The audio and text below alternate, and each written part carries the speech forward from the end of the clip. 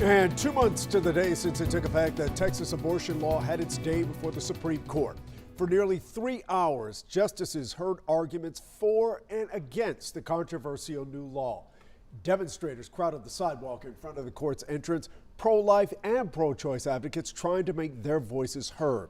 Senate Bill 8 essentially bans abortions after 6 weeks with no exceptions for incest or rape. So today's two challenges are not a threat to Roe v. Wade. Instead, the justices focusing on the structure of law and who can be sued to challenge it. Teresa Woodard traveled to Washington and is live outside the Supreme Court tonight. Teresa, decision could come down any time between now and when?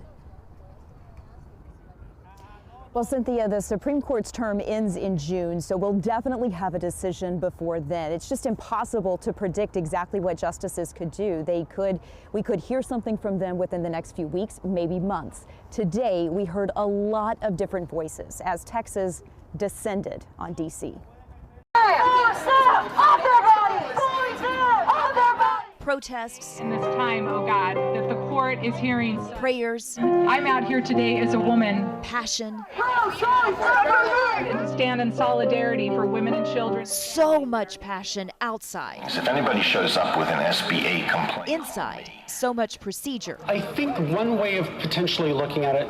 The U.S. Supreme Court's laser focus is legal precedents. But there is no precedence in a case like this because there's never been a law like this. I mean, the first time I read this law, I thought, this is ridiculous, right? It is so blatantly clear that the state of Texas is trying to evade court review and is passing what everyone agrees, even them, is a blatantly unconstitutional law. In a situation like SB8. For more than 3 hours, an hour longer than scheduled, liberal and conservative justices questioned Texas attorneys, weighing the constitutionality of an abortion law enforced by private citizens. So this is not limited to abortion. That's the point that's been raised. It's limited to any law that a state thinks it's dissatisfied with. We understand it's a difficult issue. It's very visceral. Folks feel strongly about it, but the Constitution is on Texas' side in this case. Recognize that life is protected when the heartbeat is first detected.